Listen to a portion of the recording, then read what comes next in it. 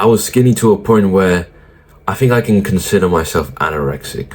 I was around 40 to 45 kg, and if you just looked at the thumbnail, that is not a guy that can handle any situation. He looked like he was full of insecurities, and in fact, even when I bulked up, this is like sort of a major time skip, but I thought I was big and everything, and I was wearing this jacket that made me look bigger, and then suddenly, as I was walking through the hallway, this woman, skinny woman, probably skinnier than when I was 45 kg, came along, budged me, and I went flying to the wall, where she just completely was okay. She just kept on fucking walking. And so back to when I was 40 to 45 kg, this was just coming out of the COVID times, I'm pretty sure, or it's just around there. England, there was a lockdown, and our entire school years from like year 9 to 10 was split into these bubbles, right? These isolate classrooms with like 30 people, and we barely saw another group. And I just came out of all of those bubbles and the lockdown period. But guess what I was doing during the lockdown period? That was probably the most down bad period of my life. I was literally locked down in my house every single day, playing Fortnite, playing Dark Souls, just playing games when I was waking up to when I'm sleeping, literally like barely leaving my room, and only leaving my room to go downstairs and eat, because my mum is a mum, right? She's gonna cook for you no matter what. And so she literally helped me with my degeneracy, playing games, and then when my friends aren't online, I was doing the down bad shit. I'm sure you can guess what I'm talking about, but fucking mounting the manticore, choking the chicken, what else? Yeah, choking the chicken for like fucking 3 times a day at max. And it was just fucking disgusting. It was like literal stereotypical version of your mum's basement type of guy. Like that was what I was back then. And so me nearly coming out of the bubble times, and in fact I was in my second bubble. So there was 2 bubbles, right? The first bubble down bad as shit, the second bubble, and I discovered a friend that went to the gym, and we were like 14 at the time. And it was such a shocking discovery, because I had always, by the age of like 12 or some shit, 12, 11, I'd always wanted to go to the gym, always wanted to do at-home workouts. I tried, right? I was not consistent at all. In fact, I have a piece of paper near that red thing over there. You guys can see that red thing. And essentially, I have a piece of paper there saying that my New Year's resolution for 2021 is to do a full body workout every fucking Sunday. Like, now that I have all of the knowledge of consistency, productivity, gym, what the fuck? Full body workout every Sunday. There was no way a guy that was addicted to fucking his like iPad and playing Fortnite and whatever is going to do that. There's no way I was gonna do that, right? And so when I heard my friend have this membership to this like old crappy gym, but at the time I didn't give a shit, right?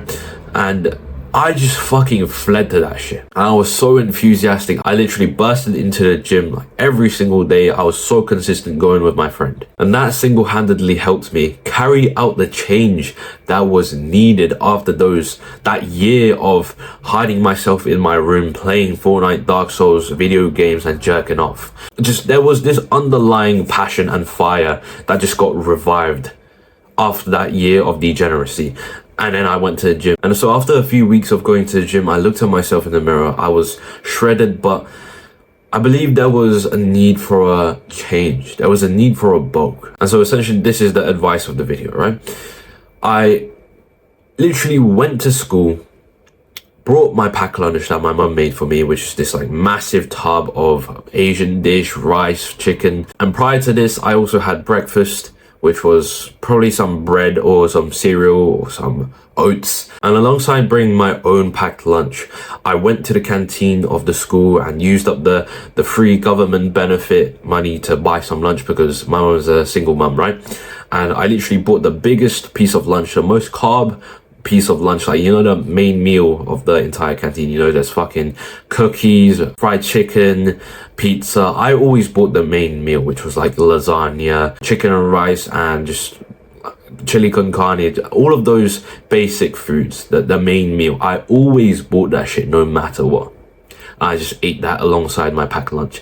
And then I would go back home and eat another lunch roam around for a little bit, drink a little bit of tea, and then I'd go to the gym, do my workout, put all of the hate, all of the people that picked on me, all of the bullying into my mind, and then into the reps. And then I went back home for dinner, ate dinner, and then I went to sleep. And that was single-handedly the most explosive period of my bulk. So to give you some clear facts instead of just like a story format, have medium-sized meals but frequent. So like one meal every 2 or 3 hours or so.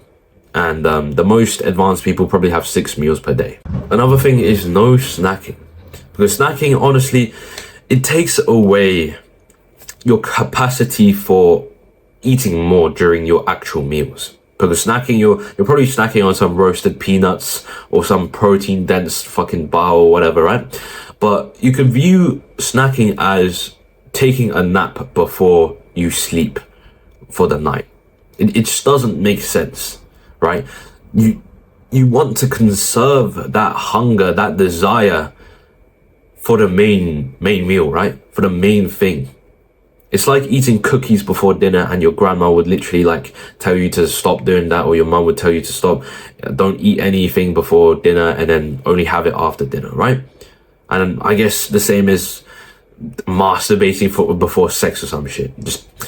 I hope you get this point, right? Because I'm going a little bit on a tangent. Another component of this is it has to be sort of carb heavy. The best diet for bulking from someone called Mike Mentzer, some really smart bodybuilder, you can look him up, is 60% carbs, 25% protein, and 15% fat.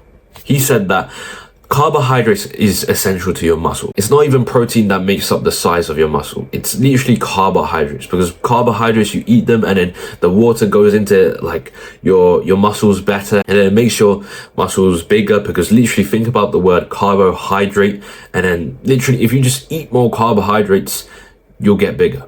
And then you can keep on working away. Of course, get your protein intake, but carbohydrates is probably the number one food for bulking. So what I would do for like a more practical step is literally have a big bowl of minced meat or a bunch of chicken thighs and a big bowl of rice. But just as another thing, I wasn't really forcing myself to eat a lot during these meals. I was sort of just eating. I didn't have to force feed myself spoon after spoon, literally almost puking.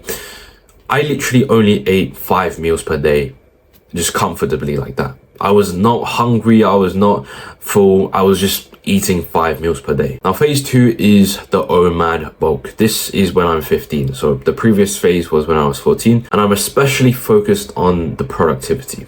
This is when I'm learning so much more about self-improvement. So much more from Naval Ravikant, Alex Becker, Alex Hormozi, very, very smart people. And essentially what OMAD is meant to do is increase your longevity and also make you super, super productive, because you don't have to eat 6 meals per day. Because think about it, if you eat a bunch of carby meals like every few hours or so, your body is in constant digestion. And when your body is in constant digestion, your energy is sapped from your brain. I'm sure if you've ever felt eating a big plate of spaghetti and then trying to do some work, it fucking sucks, because your brain's like all lethargic and you don't really want to do anything. So this eliminates tiredness you get from bulking. And I'll admit this was not the most effective bulk, because I did 1 meal per day, but I did make sure to match my calories. Around this time I was also meal prepping, right? And I actually managed to eat past my calorie surplus all in 1 meal. And you're thinking, how can you eat like 2,500 calories in a meal, right? Truth is, I didn't actually all have it in 1 meal. I had like 1 big meal of the day, and I had some few protein shakes aside of it. And that was how I was able to match my calorie intake. But there was something special about this period. I had a lot of mum's friends invite us to dinner, and we went out to dinner a lot. And since my mum and her friend is very, very small built, they don't eat a lot, I basically get to have a free-for-all buffet to eat. So they would order a main meal, they would order a main meal, and I would have a main meal, and they'd literally give like half of their plates to me. And that was basically how I ate 1 meal per day. And I just kept on eating and eating, because honestly, sometimes when you go to restaurants and you're spending a long time there, like around 2 hours or so, if you're having like a main course meal and it's like fucking pretty high class dining, and I would literally just eat. Okay, rest, have a break, have some chats, and then eat, rest, and then eat some fucking side dish that no one really wanted, and then eat the salad on their plates that they just like scoffed at the side. And I would just literally be a eating machine. I would eat everyone's dinner when they would go out, and they were perfectly fine with that because they literally couldn't finish it. Now, something I forgot to mention in the previous section was that you kind of have to do minimal cardio. Of course, still you do your cardio, right? Like fucking 10 minutes a day on the treadmill or some shit. But generally speaking, if you just want to gain as much mass as possible in a short amount of time, you should really not do much cardio. This sounds very counterintuitive to any health advice, but for a short period of time, you can afford to not do any cardio and then maximize the bulks. And then obviously when you're bulked up to the goal of like 75 kg or some shit, then you can start doing cardio again. But generally avoid cardio. I'd probably be right in thinking that there's some motherfucker watching this video right now that's literally in pure bliss because I said no cardio. Bro, you can still do cardio with walking, right? You can still do cardio with like doing the fucking sled thing in the gym, the CrossFit sled. And so now phase 3 is when I'm 16. I'm 16 now, and I like to call this phase the optimized bulk.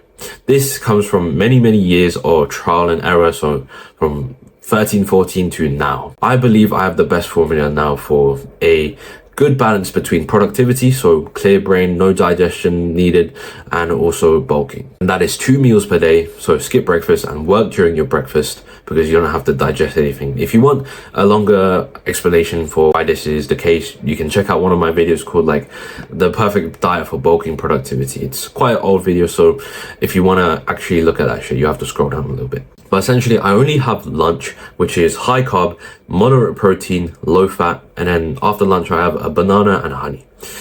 This is great because I have lunch before my workout, and so this is sort of like a pre-workout meal, and I try to get this at least an hour in before my workout. Not too close, but not too far away. And the reason for high carb and low fat is if you have fat before your workout, this is from my own trial and error, right? If I have fat before my workout, I will literally cease to have energy because apparently fat is hard to digest on your stomach or whatever. And having more carbs before your workout provides you with more glycogen during the workout. And glycogen is essentially your energy store for physical activity. And the more you have, the more you can go longer and probably the more muscle engagement you have. And then for dinner, I have high carb, high protein, and high fat. High protein, obviously you want a bunch of protein after your workout, and high fat because generally speaking, high fat is very good for your health, especially if it's the healthy fats. So olive oil, butter, ghee, beef drippings, like the natural fat you get from cooking a big piece of meat. And actually most of the time I have low carb for dinner because the serotonin you get from eating carbs is good, right? It puts you to sleep. But for general health sake, carbs isn't that great. If I were to make a diet completely optimized for health, it'd probably be 1 meal per day, meat and vegetables. That's probably all I would eat. So the last thing on this list is you only grow when it sucks. If you want tremendous growth in bulking or really anything, you have to go into the discomfort zone. Same way with eating. A lot of the times these like big bodybuilders, they've all had those periods where they did not want to eat, but they ate anyways. And that's how they gain size. So whenever you're eating your bowl of rice and you're like, oh, I can't do it anymore, rest 2 minutes or so and then have at it again. Just finish the bowl and just keep on forcing those spoons in your mouth because you can actually eat a lot more than you think. Like I remember one specific point where I was eating. I literally could not eat anymore. It feels like I was about to puke or some shit. And I just let myself rest for a little bit and I ate a little bit more. And then I just gained this shit out of nowhere. I just gained this capacity to eat more out of nowhere. And I could eat literally like a bowl more of rice. Somehow. I haven't experienced that in a while, but it was just so peculiar. It was just so odd. And so the tip is here that if you eat until you're comfortable and you're like, oh, no more, I'm full, you won't really grow because I guess you can see that as your body's maintenance level. That's your body's maximum level. But guess what you have to do for growth if you want to get bigger? You have to go above that threshold and then your body's like, oh shit, we got more calories than we actually needed. Bam! Growth. Whereas if you literally just stop here it's like you're basically wasting the food. You're wasting the potential bulk you can get from the food. It's almost like Muhammad Ali saying when he's doing his sit-ups, I don't count the reps until it starts to hurt, because the ones that hurt actually count. The ones before, they don't do anything. And so with that being said, if you're interested in building a lean, bulky body fast, whether you're skinny now or you're bulky now, I believe I can help you shred down or gain weight. And if you're interested in anything like that, check the link in the description below. That being said, in a bit, bro.